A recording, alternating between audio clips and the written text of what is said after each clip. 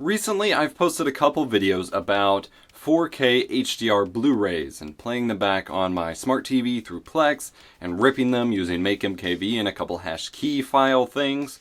All links will be in the description down below. And I mentioned that my primary PLEX server, Cinnabar, is actually having a really rough time with these files. And so I've put together here a brief little not super scientific experiment to basically discuss what kind of specs you need if you're streaming 4K HDR Blu-ray rips to a computer or a device that cannot direct play them, and some expanded thoughts regarding what I've previously stated about buying old used Xeons as a viable option for such transcoding capabilities. Useful tech education and gaming nostalgia that won't put you to sleep. Get subscribed and turn on notifications so you won't miss the next guide. I'm EposVox, here to make tech easier and more fun, and this is our usual monthly Plex sponsored video. Doing something a little different today. Usually I show you how to use a feature. Today we're doing an experiment, and I'm showing you some testing I've done regarding the ability to play 4K HDR Blu-ray rips, because this is a new medium. It requires substantially more power than previous 1080p stuff, and there's a couple little quirks, so it's gonna be a weird ride. My primary Plex server that I've been using for the past few years now is a Dual Xeon server that I built myself. The two servers in it are Xeon X5560s, which are extremely old. The motherboard for it doesn't even have USB 3.0, but they're each 4 cores and 8 threads for a total of 16 threads of power, which at the time when I built it seemed amazing. Seems like it was actually the most powerful in terms of raw compute power computer that I had at the time. The problem is, things have jumped up quite a bit recently. The Ryzen versus Intel race has certainly sent core counts and such through the roof recently, and along the way I got a sponsored Intel rig that has an Intel i7-6900K, which has 8 cores and 16 threads on one chip in a much smaller factor, easier to cool and power. And my main desktop has since upgraded to X299 for an 18-core 36-thread rig. I'm not including that one in the testing because I personally wouldn't see that as justifiable for a Plex server in any stretch of the imagination, and it's my main rig, so I'm not ever going to be using it as a Plex server. But I wanted, previously in content and in tech discussions and things, I've always advocated for buying old used server parts to replace the need for newer computer parts, because for much cheaper than I would be able to build the 6900K rig, I was able to put together a $300 Dual Xeon rig, which, like I said, had more compute power than most rigs I had at the time. And that was pretty cool and something worth doing, and still worth doing if you just need a pure raw render server or basic file storage server or non-4K HDR Plex storage server or Plex server. It's great for all of those things, but they're just on the edge where performance starts to really tip off for more modern day stuff. And so I ran into some hiccups when I wanted to transcode the 4K Blu-ray rips over to my PC, since it cannot direct play them, and it has to take the HDR file and make it playable on my SDR computer screen, things like that. That server was having a little bit of hiccup, so I installed a new Plex server on my capture rig, which is running the 6900K, the sad remains of my Zezima build, and popped a couple of my Blu-ray rips on there and did some comparisons.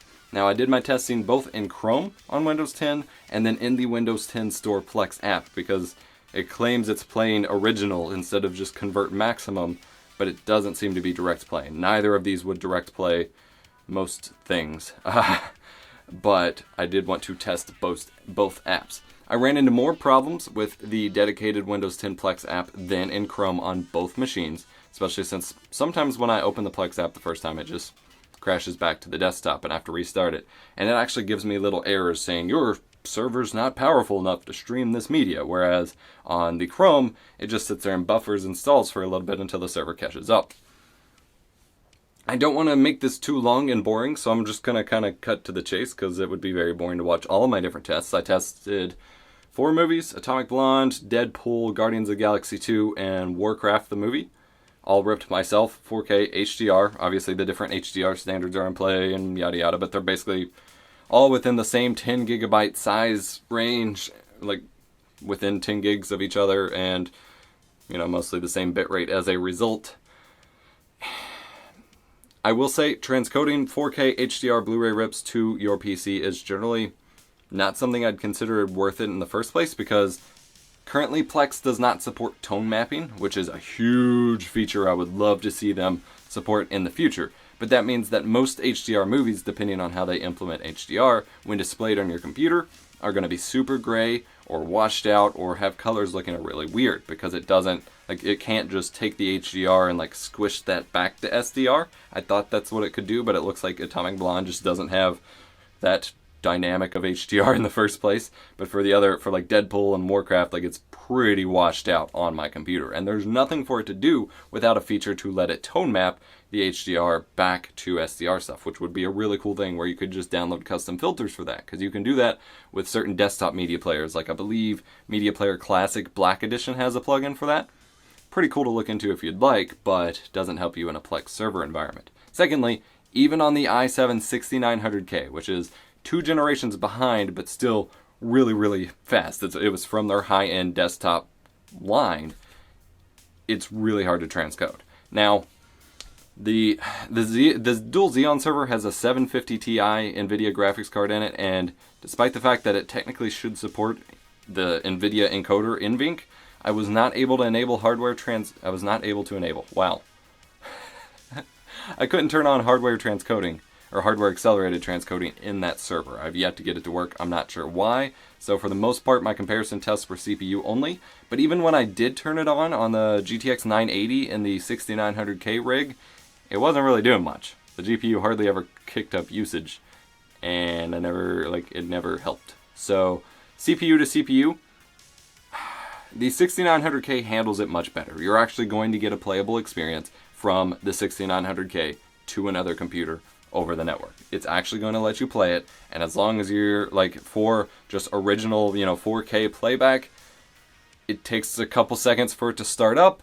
If you skip around and it hasn't buffered, it takes a couple seconds to buffer, but I ran into no significant, like, actual, hey, I can't play this errors on the 6900K. On the Dual Xeon server, sometimes it would play up just fine for a second, but if you skipped around, it really chugged, and other times it just, like, it will play for like 30 seconds, maybe, and then just stop. Like, it can't keep up processing the buffer to keep it going.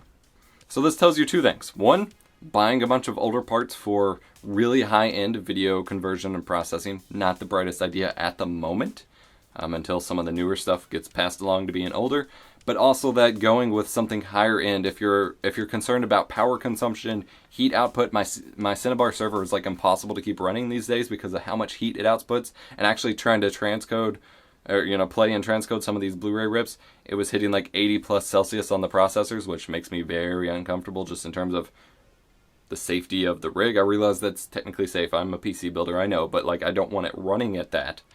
And I can't even keep the server running 24/7 anymore due to the noise it adds to my room and to the heat output. Now, I could address the noise in different ways, but for the most part, like, it's not a good idea, whereas a smaller PLEX built desktop with a single CPU will use less power, it will put out less heat, and it will be quieter. So there are some advantages there.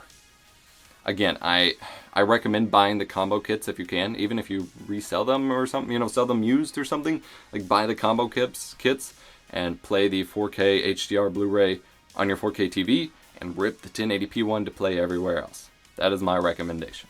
But just wanted to do this little experiment here. Was super curious how Dual Xeons from, I'll put the year up here, I don't know how long, they're pretty old now, compares to my 6900K from 2 generations ago, 2016-ish, in terms of processing 4K HDR Blu-rays. I should also add that both systems handled direct playback. I went ahead and made sure I tested both on all the movies. Both systems handled playing the movie directly to my 4K TV the exact same. Flawless, didn't seem to use too much CPU, never had any hiccups other than like a quick initial buffer load. But for direct play to the TV, both of them handled them great. As would most systems, I hope soon. I'm working on a budget Ryzen APU build soon that I'm going to test in a lot of different use cases, and one of those is I'm going to test it for direct play streams of PLEX, which now that I'm finding out that direct play is actually much less common than I thought, I'm going to have some conversations with PLEX about that as to why that's not happening, but that's going to affect the results in the movie too, or in the video too, as far as the viability of such a thing. But Overall, you shouldn't in theory need that much processing power for direct play since it's literally just streaming it from one place to the other. But we will find out soon, TM. If you missed my tutorial on how to rip them to your PC for free and fairly easy, link in the description below. If you're curious how PLEX performs on my 4K HDR TV, got a video on that in the description below as well. I'm EposVox. Thank you so much for watching. Hit the like button if you enjoyed. Subscribe for more awesome content. My new kitty, you're used to seeing Pud. This is our little kitty, Remy. She's a little cutie. She's visited me in the studio today. She's going to tell you to comment, like, and subscribe, and for me to stop holding her. And we'll see you next time. Ah! This video is sponsored by viewers like you. Our videos would not be possible without the generosity of those of you who contribute to one of our fan funding options, be it donor box, Twitch subscriptions, direct contributions via PayPal, or Patreon. To join our inner circle and get behind the scenes looks at videos, go to eposvox.com/support to learn more, and join us on Discord at eposvox.com/discord. Thanks.